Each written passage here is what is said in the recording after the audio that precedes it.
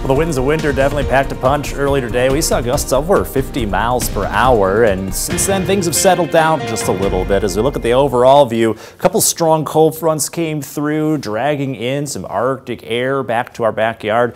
We had temperatures briefly in the 40s today. It was the first time in about a week that we got above freezing, but definitely not the case anymore thanks to that Arctic air moving in. Thankfully, a lot of the snow is working out with that. As we take a live look at downtown Rockford, you can kind of see some of that snow kind of blowing across the screen here as we still have some flurries left over. And look what the Arctic cold front did to our temperatures. Again, low 40s earlier this afternoon, a little above average for once, all the way down into the teens. We've been in a free fall really through this evening, and it'll continue to get pretty cold tonight and tomorrow.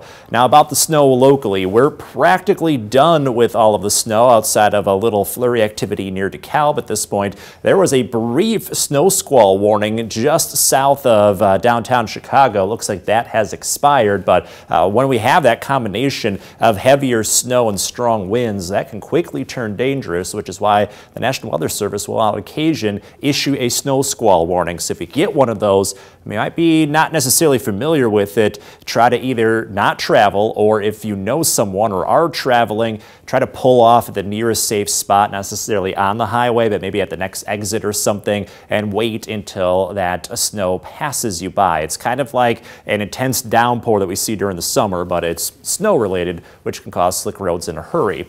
We still have the strong wind threat through midnight, so maybe another 90 minutes here of potentially some strong winds, but lately they have been settling down a little, so I think these strong winds will be out of the forecast by the time we get to early tomorrow morning. That said, still a cold, blustery wind. It doesn't have the same punch to it, but 25 to 30 miles per hour coupled with some Arctic air. That's going to be kind of a slap in the face in the morning.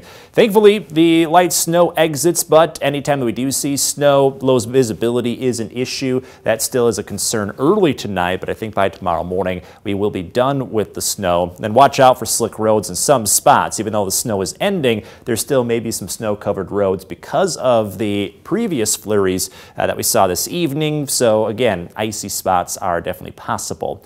Overnight, we're dropping down to 10, a wind chill down to 10 below, so a pretty frigid night ahead. And then tomorrow, we wake up to temperatures in the low teens, feels like the single digits below zero.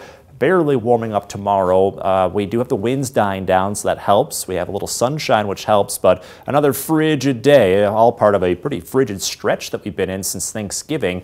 That goes away by this weekend, up to 50 by Sunday, but then after some rain on Monday, we're back down again. In your most accurate 10-day forecast, we do see conditions staying near freezing for the most part next week, so the roller coaster will just keep rolling with it.